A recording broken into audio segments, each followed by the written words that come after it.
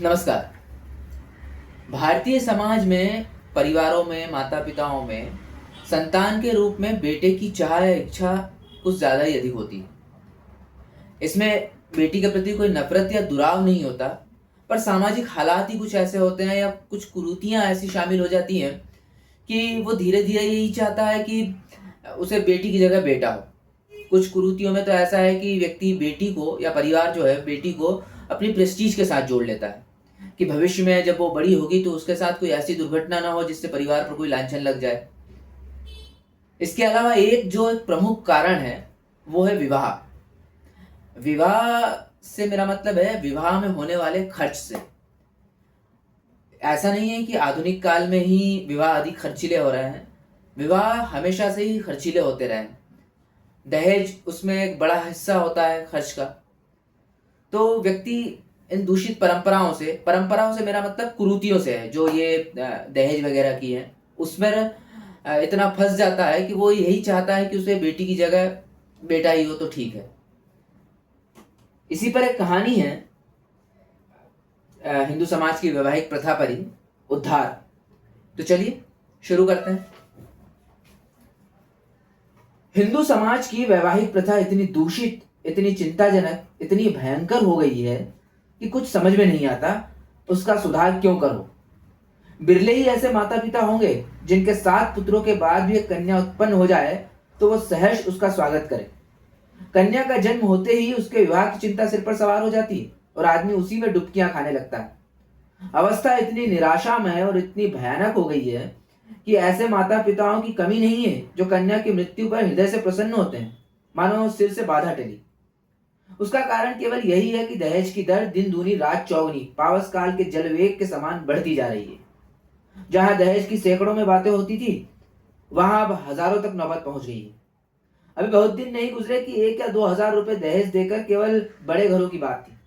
छोटी छोटी शादियां 500 से 1 हजार तक तय हो जाती थी, पर अब मामूली मामूली विवाह में भी 3-4 हजार के नीचे तय नहीं होते। खर्च का तो ये हाल है कि शिक्षित और समाज की निर्धनता और दरिद्रता दिनों दिन बढ़ती जाती है। इसका अंत क्या होगा, ईश्वर ही जाने। बेटे 1 दर्जन भी हो तो माता पिता को चिंता नहीं होती। वो अपने ऊपर उनके विवाह भार को अनिवार्य नहीं समझते। यह उनके लिए कंपलसरी विषय नहीं है, ऑप्शनल विषय है। होगा तो कर देंगे, नहीं कह देंगे बेटा खाओ कमाओ, सगाई हो तो विवाह कर लेना। बेटों की कुचरित्रा कलंक की बात नहीं समझी जाती, लेकिन कन्या का विवाह तो करना ही पड़ेगा। उससे भागकर कहाँ जाएंगे। अगर विवाह में विलंब हुआ और कन्या के पांव कहीं ऊंचे नीचे पड़ गए तो फिर कुटुंब की नाक कट गई, वो पतित हो गई, टाट बाहर कर दिया गया। अगर वो इस दुर्घटना को सफलता के साथ गुप्त रख सका तब तो कोई बात नहीं, उसको कलंकित करने का किसी को साहस नहीं। लेकिन अभाग्यवश यदि वो इसे छिपा न सका, भंडाफोड़ हो गया, तो फिर माता पिता के लिए, भाई बंधुओं के लिए संसार में मुंह दिखाने को स्थान नहीं रहता। कोई अपमान इससे दुस्सह, कोई विपत्ति से भीषण नहीं, किसी भी व्याधि की इससे भयंकर कल्पना नहीं की जा सकती। लुप्त तो यह है कि जो लोग बेटियों के विवाह की कठिनाइयों को भोग चुके होते हैं, वही अपने बेटों के विवाह के अवसर पर बिल्कुल भूल जाते हैं कि वो हमें कितनी ठोकरें खानी पड़ी थी। जरा भी सहानुभूति नहीं प्रकट करते, बल्कि कन्या के विवाह में जो तावान उठाया था उसे चक्रवृद्धि ब्याज के साथ बेटे के विवाह में वसूल करने पर कटिबद्ध हो जाते हैं। कितने ही माता पिता इसी चिंता में घुल कर अकाल मृत्यु को प्राप्त हो जाते हैं। कोई संन्यास ग्रहण कर लेता है, कोई बूढ़े के गले कन्या को मढ़कर अपना गला छुड़ाता है। पात्र कुपात्र के विचार करने का मौका कहाँ, ठेलम ठेल है। मुंशी गुलजारी लाल ऐसे ही हतभागे पिताओं में थे। यो इनकी स्थिति बुरी न थी, 200-250 रुपए मकीने महीने वकालत से पीट लेते थे, पर खानदानी आदमी थे, उदार हृदय। बहुत किफायत करने पर भी माकूल बचत न हो सकती थी। संबंधियों का आदर सत्कार न करे तो नहीं बनता, मित्रों की खातिरदारी न करे तो भी नहीं बनता। फिर ईश्वर के दिए हुए 2-3 पुत्र थे, उनका पालन पोषण शिक्षण का भार था, क्या करते। पहली कन्या का विवाह उन्होंने अपनी हैसियत के अनुसार अच्छी तरह किया और दूसरी पुत्री का विवाह टेढ़ी खीर हो रहा था। यह आवश्यक था कि विवाह अच्छे घराने में हो, अन्यथा लोग हंसेंगे, और अच्छे घराने के लिए कम से कम 5,000 का तखनीमा था। उधर पुत्री सयानी होती जाती थी। वो अनाज जो लड़के खाते थे वो भी खाती थी, लेकिन लड़कों को देखो तो जैसे सूखे का रोग लगा हो, और लड़की शुक्ल पक्ष के चांद हो रही थी। बहुत दौड़ धूप करने पर बेचारे को एक लड़का मिला। बाप आबकारी विभाग में 400 रुपए का नौकर था, लड़का भी सुशिक्षित था। स्त्री से आकर बोले, लड़का तो मिल गया, घर बार भी काटने योग्य नहीं, पर कठिनाई यही है कि लड़का कहता है मैं विवाह न करूंगा। बाप ने कितना समझाया, मैंने कितना समझाया, औरों ने समझाया, पर वो टस से मस नहीं होता। कहता है मैं कभी विवाह न करूंगा। समझ में नहीं आता विवाह से क्यों इतनी घृणा करता है। कोई कारण नहीं बतलाता, बस यही कहता है मेरी इच्छा। माँ बाप का इकलौता लड़का है, उनकी परम इच्छा है कि इसका विवाह हो जाए, पर करे क्या। यूं उन्होंने फलदान तो रख लिया है, पर मुझसे कह दिया है कि लड़का स्वभाव का हठीला है, अगर न मानेगा तो फलदान आपको लौटा दिया जाएगा। स्त्री ने कहा तुमने लड़के को एकांत में बुलाकर पूछा नहीं? गुलजारी लाल ने कहा बुलाया था, बैठा रोता रहा, फिर उठकर चला गया। तुमसे क्या कहूं, उसके पैरों पर गिर पड़ा, लेकिन बिना कुछ कहे उठकर चला गया। स्त्री ने कहा देखो इस लड़की के पीछे क्या खजेलना पड़ता है। गुलजारी लाल कुछ नहीं, आजकल के लौंडे सैलानी होते हैं, अंग्रेजी पुस्तकों में पढ़ते हैं कि विलायत में कितने ही लोग अविवाहित रहना ही पसंद करते हैं। बस यही सनक सवार हो जाती है कि निर्द्वंद रहने में ही जीवन की सुख और शांति है। कितनी मुसीबतें हैं वो सब विवाह में ही हैं। मैं भी कॉलेज में था तब सोचा करता था कि अकेला रहूंगा और मजे से सैर सपाटा करूंगा। स्त्री ने कहा है तो वास्तव में बात यही, विवाह ही तो सारे मुसीबतों की जड़ है। तुमने विवाह न किया होता तो क्यों ये चिंताएं होती, मैं भी कुंवारी रहती तो चैन करती। इसके 1 महीने बाद मुंशी गुलजारी लाल के पास वर ने यह पत्र लिखा। पूज्यवर, सादर प्रणाम। मैं आज बहुत असमंजस में पढ़कर यह पत्र लिखने का साहस कर रहा हूँ, इस दुष्टता को क्षमा कीजिएगा। आपके जाने के बाद से मेरे पिताजी और माताजी दोनों मुझ पर विवाह करने के लिए नाना प्रकार से दबाव डाल रहे हैं। माताजी रोती है, पिताजी नाराज होते हैं। वो समझते हैं कि मैं अपनी जिद के कारण विवाह से भागता हूँ। कदाचित उन्हें यह भी संदेह रहा कि मेरा चरित्र भ्रष्ट हो गया है। मैं वास्तविक कारण बताते हुए डरता हूं कि इन लोगों को दुख होगा और आश्चर्य नहीं कि शोक में उनके प्राणों पर ही बन जाए। लेकिन अब तक मैंने जो बात गुप्त रखी थी वो आज विवश होकर आपसे प्रकट करता हूं और आपसे साग्रह निवेदन करता हूं कि आप इसे गोपनीय समझिएगा और किसी दशा में भी उन लोगों के कानों में इनकी भनक न पड़ने दीजिएगा। जो होना है वो तो होगा ही, पहले ही से क्यों उन्हें शोक में डुबाऊं। मुझे 5-6 महीनों से अनुभव हो रहा है कि मैं क्षय रोग से ग्रसित हूँ। उसके सभी लक्षण प्रकट होते जाते हैं। डॉक्टरों की भी यही राय है। यहाँ सबसे अनुभवी जो 2 डॉक्टर हैं उन दोनों ही से मैंने अपनी आरोग्य परीक्षा कराई और दोनों ने ही स्पष्ट कहा है कि तुम्हें सिल है। अगर माता पिता से यह कह दूं तो वो तो रो रो कर मर जाएंगे। जब यह निश्चय है कि मैं संसार में थोड़े ही दिनों का मेहमान हूं तो मेरे लिए विवाह की कल्पना करना भी पाप है। संभव है कि मैं विशेष प्रयत्न करके 1-2 साल जीवित रहूं, पर वो दशा और भी भयंकर होगी, क्योंकि अगर कोई संतान हुई तो वो भी मेरे संस्कार से अकाल मृत्यु पाएगी और कदाचित स्त्री को भी इसी रोग का राक्षस का भक्षण बनना पड़े।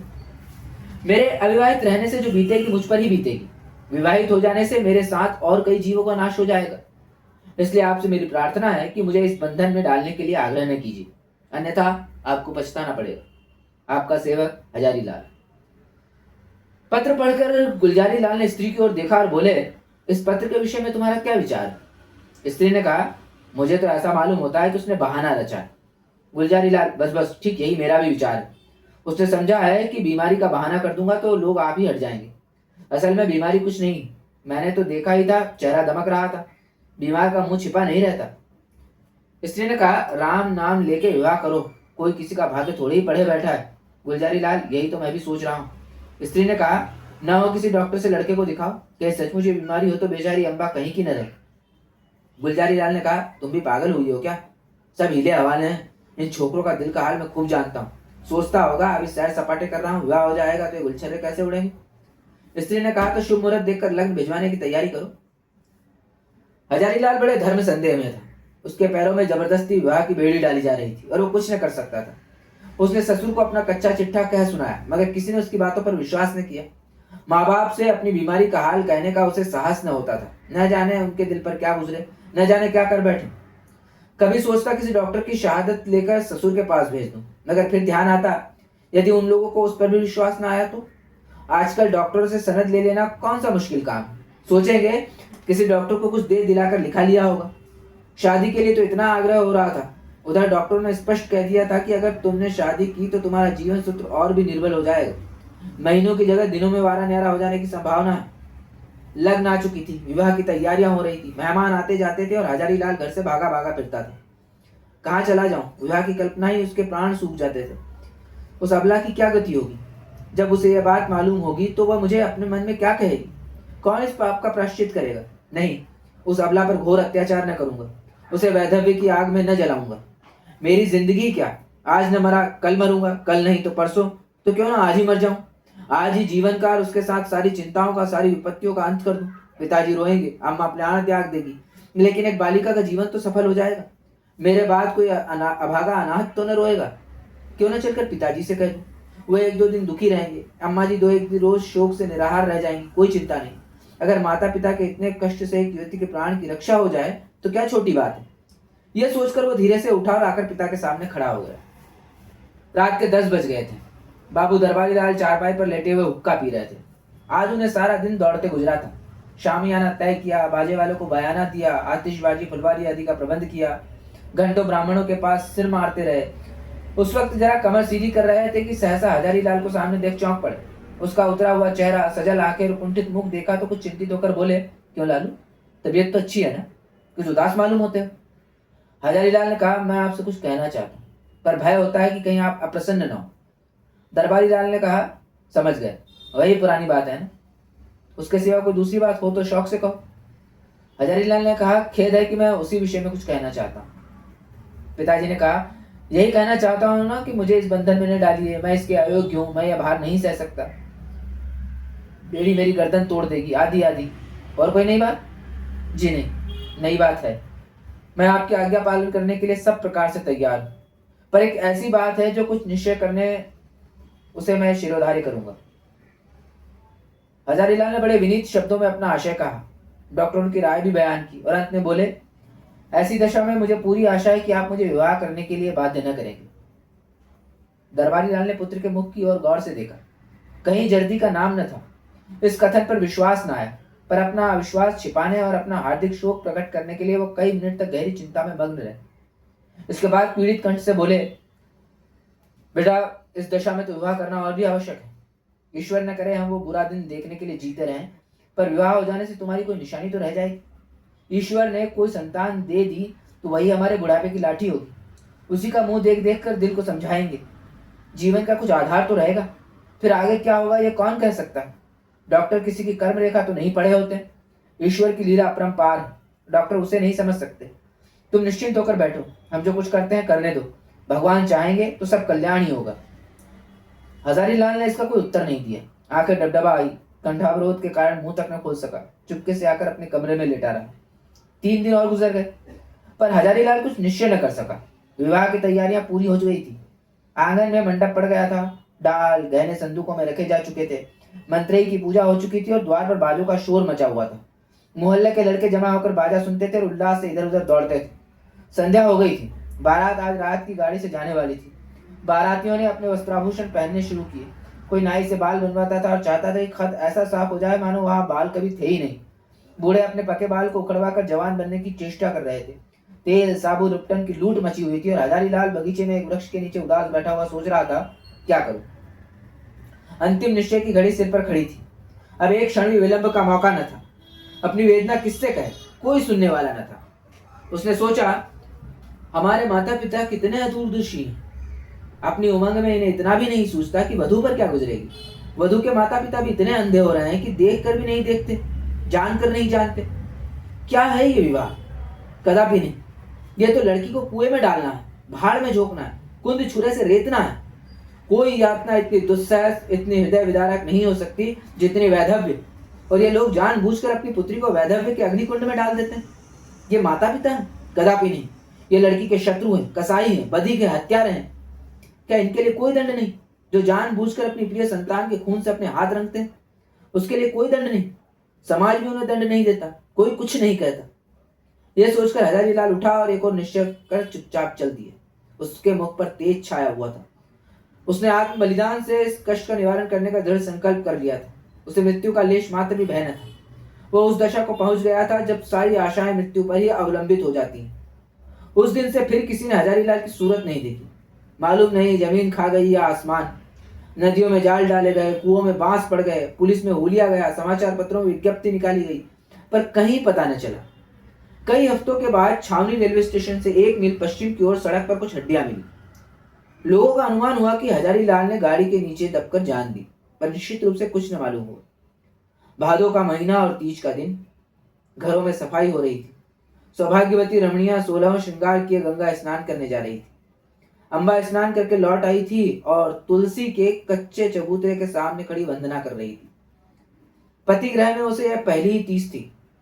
बड़ी उमंगों से व्रत रखा था। सहसा उसके पति ने अंदर आकर उसे साहस नेत्रों से देखा और बोली, मुंशी दरबारी लाल तुम्हारे कौन होते हैं?